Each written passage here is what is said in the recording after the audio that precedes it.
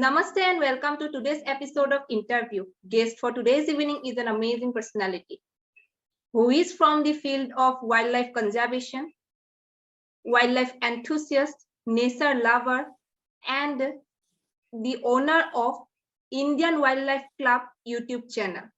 She is none other than Susan Sharma. Hello and welcome, Mrs. Sharma, to this session of interview. Thank you so much for your valuable time. Thank you, Pallabi, for calling me to your channel. It's lovely to be here. My pleasure. So, first of all, we would like to know about yourself a little bit. Well, I have a community called Indian Wildlife Club, which is a portal and the YouTube channel where I am bringing nature lovers who care together so that they can raise their voice against things that are happening against nature, environment, and wildlife, and also lend their voice to protect wildlife all over the world. In our portal, we have a forum which is interactive, where you can write whatever you feel like on various topics under nature and wildlife and travel and environment.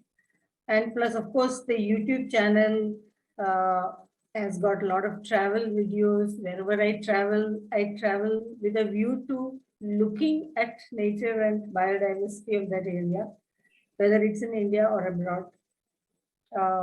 I guess for the last 25 years, you can say, I have been fully occupied in this. Before that, I was working in a bank, so I had no time. Yes, Pallabi. So how did nature love, wildlife craze, so everything started to you?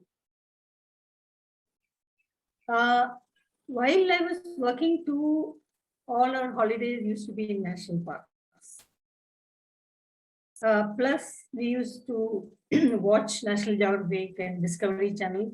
So that gave me the craze for wildlife, as you call it. And then I wanted to do something on my own, to contribute on my own. So I started by making a film on the peacock. Because at that time, I thought that people in India who were watching TV channels were more aware of the penguin than the peacock. Because Discovery channels used to show all the penguin videos and videos of birds abroad. But I could hardly find a video on the peacock, which is our national bird. So I spent 2 years following the peacock in the public parks. And then I made my first film, you can say. It was a documentary on the peacock. That's how I started. This was in, yeah. Okay, your YouTube channel at the present time is doing tremendous job. So what is the motivation behind it? So, or what do you think of such a successful, that your channel is going through a successful phase because it has the diverse content as well as a large number of viewers. So according to you, what is the success motive or successful idea that have driven your channel to this state? Well, I don't know whether my YouTube channel is that successful. It does get some views. I would like it to be viewed by more people, definitely. Actually, I started this channel just about 7 years back. That is, as I told you, about 20 years back, I made these documentaries. I made about 5-6 documentaries. Then I finished all the money I got from my retirement benefits. So then I had to find some other medium where I can talk to the community of nature lovers. And I thought YouTube is the best medium where you can make videos and upload. And people who are interested will watch. So I don't I haven't done any promotions or advertisements or anything. It's organic growth. Whatever you're seeing is just organic growth. I've seen your channel also. I think you also been on YouTube for about 7 years, right? Yeah. It's very difficult to make a successful Yeah. YouTube channel in India unless you are doing a how-to channel, you know, or something educating people. Since I think we are both trying to just inform and get people interested in something which we believe they should be interested in. So it's a different theme altogether. It's difficult to get people to watch a video, for example, on Gurijal making a revamping an old pond in Gurgaon. Yeah. Indeed. It's not something people would like to watch. Yes. They would much rather watch something entertaining, right? Yeah. Only those have interest, they only watch the videos. That is true. Yeah. So you have to have a community of people who will be interested. Plus, of course, you have to make the video in such a manner that it generates some interest in a casual viewer also. Yeah. Because the idea is to get more people into wildlife and nature and environment. You can't say it's only an environmentalist or a forest department official or a conservationist who is involved in protecting the environment. I think environment can be protected only if all the people are involved in some way. All the people realize the importance of it. So I have seen that you are interested in birding in India as well as abroad. So could you share any of your storytelling from your experience from birding tours? Well, birding tours is something wherever I go, if there is a bird sanctuary or if there is a chance of seeing birds, I do go. I do take the opportunity to watch them because I do think birding is a way in which you can relate to environment in a very, very intimate way. So interesting birding tours. I think there was one in India, Kitham Bird Sanctuary in Sikkim. That was quite interesting because it came about in almost unexpected manner. We had gone to Sikkim for about 2 weeks sightseeing, and I was looking for a bird sanctuary there. Then online I found that there's a sanctuary called Kitham Bird Sanctuary, but I didn't know how to book a tour there. Then I had a friend in Sikkim who was a conservationist and an environmentalist and a bird enthusiast. So I contacted her. She told me to contact somebody who would make arrangements for us to go. So me, my husband, both of us went and we had a lovely trip. Then the next, another most important trip which I did was recent in Tatakad, where I found, that is in Kerala, where I found a bird guide who is a lady, an expert bird guide who is 67 years old, nearer my age, and who had dedicated her life to birding.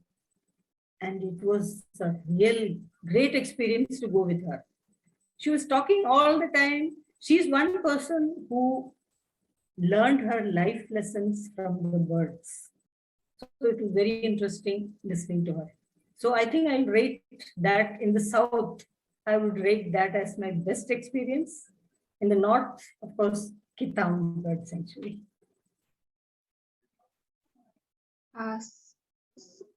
So you are a birder also. You are a birder also, I think. Yeah. So you do birding all over India? Yeah, not as of now, not all over India, but within Assam only. Within Assam. Yeah. Yeah, Northeast is one place I've not been. Assam also, I've not been. I know the best birds are seen in Northeast. Yeah. I really look forward to going there. Please do visit Northeast. Yes, You will definitely. explore more. That's there in my bucket list, as they call it. Okay, that's nice. So you are from Gurgaon. So according to I you, stay in Gurgaon. according to you, what are the major environmental threats that Gurgaon is facing right now? Stress from development all over, buildings, tremendous stress on water, because of unbridled development. Water scarcity is really staring us in future. Right now, we are just sort of managing, but then the way the buildings are going up, the multi-story buildings are going up, I think water scarcity is a big problem. And then, of course, pollution. The pollution here is so high. Even before COVID started, we used to wear masks during some part of the year just to escape pollution. That's because of the number of cars that are flying. Okay. Cars and vehicles, and of course generators. Yes. Generators, the government has now stopped, but the number of vehicles on the road, I don't think they're able to do much. So you once have shared the restoration of ponds in Gurgaon in your YouTube channel. So can you explain a little bit about it? Yeah, there is an organization called Gurujal, which is working along with the government, the Haryana government, authorities, scientists, and corporates to restore some 360 ponds which they have identified in Gurgaon. They are going about in a very systematic manner, and they are going about restoring the pond and also restoring the biodiversity around the pond, which I think is a very good idea and a very something which we need so badly. Because normally government authorities, they think of developing tourist complexes and things like that wherever there is a good river or a lake. But these people are really going about it in a very systematic and scientific manner by making sure that in villages, the wastewater is treated first before it enters the pond area. And then water treatment plants are made using organic methods. And then the pond itself is kept clean using scientific methods. So I think they are going about it in a very good manner. They're going very slow, of course. They've done only about 5-6 ponds so far. But then when you do a job well, I think it has to be slow. You cannot do it in a hurry. Gurgaon was a place which had many lakes, maybe about 30 years back. Very big lakes used to be there. They all dried up. They simply dried up. And the water level has gone down. The groundwater level has gone down. So water is a very big issue here, other than pollution, of course. Yeah. So this is really a concern, and you all are doing a very great job taking initiatives to restore the ecosystem, highlighting the environmental issues. It's really appreciative. Thank you. Thank you, Pallabi. Okay, my pleasure. It's nice to connect with you in Assam. And thank you for taking interest in Gurgaon, which is so far away from you. Yeah, Gurgaon is most popular, I think, due to automobiles, right? Yeah, and some. Yeah, there is the tech industry is here, automobiles are here, and a lot of corporates, all the multinationals have their offices here. Yeah. All the multinationals of the world have come here. You once have visited this Virginia Beach for dolphin sighting. Could you remember the story? Oh, yeah. That was a wonderful experience. Okay. Going in a boat and seeing the dolphins jump about very nearby, though I couldn't get very good footage to show in a video, but actually we did see many dolphins. And it was really fun seeing the dolphins, 3-4 of them, jumping out of the water like this. It was really fun. That also explored, being a traveler, you have also explored the Rohtang Pass. Rohtang Pass, I went before they built the tunnel. Okay. So now there is a tunnel which goes from under the Rohtang Pass. So you can reach Leh from Manali very fast. So the Rohtang Pass, which I remember, of course, is the old Rohtang Pass, where the mountains were there, the bugyals were there, the shepherds were there with their sheep. So beautiful sights were there at that time. Now I think it will take quite some time for all those things to come back.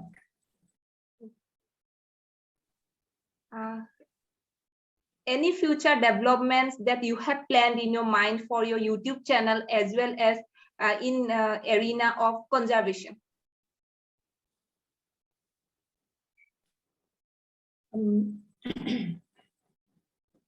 Well, YouTube channel, I think one of the things which we are doing right now is a good idea. We are collaborating, right? You and I are collaborating because our interests are the same.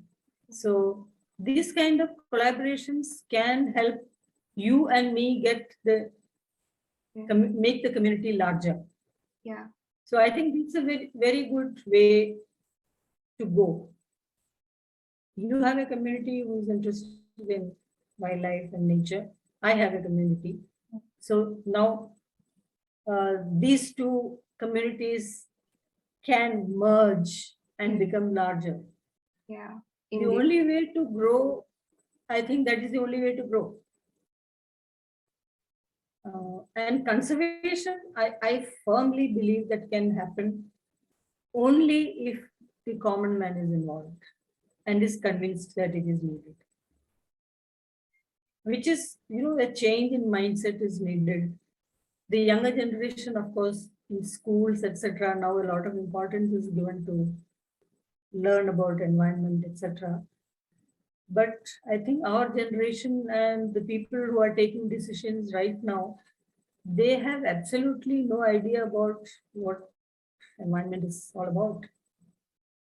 So all the conservation organizations, the big organizations, I think they mainly talk to the converted, as they say. And that doesn't help much. See, you and I are already aware. Now, talking to me saying that I must conserve the sparrow or I must conserve local species, it doesn't mean much. But you have to bring in fresh people into the community. People who are convinced that it is necessary, for their own good, not for me or you. It's for their own good that we have to conserve environment. And biodiversity is part of the environment. Yes.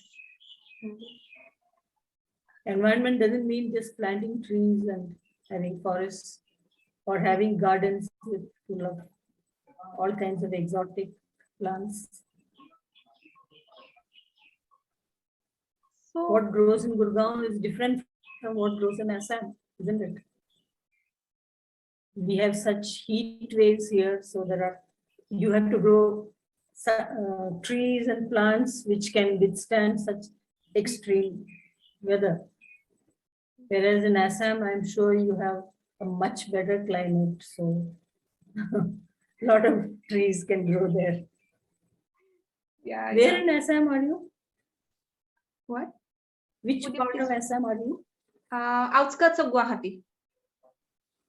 Okay. So it must be a very green area, I'm sure. Yeah. Where you're living. It is. Means it is Well, surrounded by hills, plains, hills, forest. It is surrounded by mostly by hills and forest. Oh, great. It's a lovely place. I'm sure there's no pollution there. I am surrounded by multi-story buildings. Okay. A completely different landscape. Pardon? Means a completely different scenario. Yes, yes, it is. It is. Okay, this is very common in cities, right? Yeah. But I believe that in the urban environment also, if you are dedicated, you can have a micro environment. Yeah. You can grow plants on your terrace, on your balconies, and that really makes a difference. That brings butterflies, insects, small little animals. All this is important. The bees will come, You can do something wherever you are. In a place like Gurgaon also, you can do lots of things. And there are lots of people trying to do good things.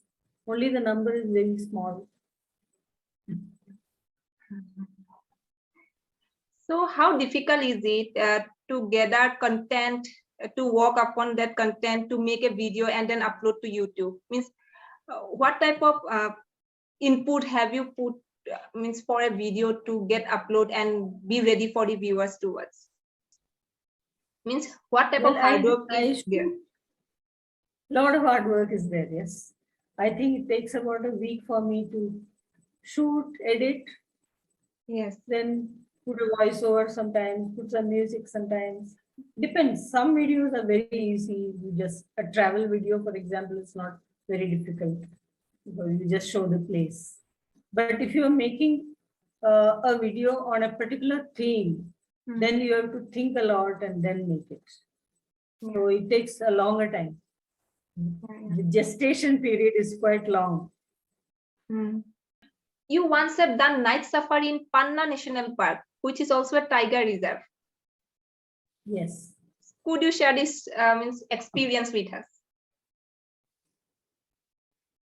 Well, I think our experience in Panna National Park itself was absolutely fantastic. The night safari, I don't think we enjoyed it so much because it was not really, it was probably outside the national park in the buffer area because tigers keep wandering outside the national park also. So night safari, they had organized after the normal safari, you can stay longer till it is dark and look at the tigers which are outside. Of course, in the night safari, one wonderful moment was when I saw the Savannah nightjar sitting on the road. That was my best experience. Not seeing the tiger. That's really interesting. Bird. Yeah, a nocturnal bird which you don't normally see otherwise. So how do you plan your trip? Well, the trip is planned when we have some money to spare. That's what's been happening throughout, We have a little bit of money to spare and we take off. So it's not according to seasons or things like that. Sometimes we go when it's not season also. You are feeling like going. Normally I travel with my husband, my brother and his wife. 4 of us, we are the ones who are keen travelers. So that's how we travel normally. Well, from this, I can say that your life is full of adventures. Yes, it is. Thank you. So how was your visit to Washington, D.C., USA? Did you do birding there? I didn't go birding outside. Washington, D.C. is where I have my son there. So the birding was done from my son's house. Okay. My son had a bird feeder outside. So the birds which came to the bird feeder, plus the birds which came in the parks around. One thing I noticed in US and London, they are more aware of conserving nature than our people are. You know, their parks are not boutique parks. The parks are allowed to grow naturally.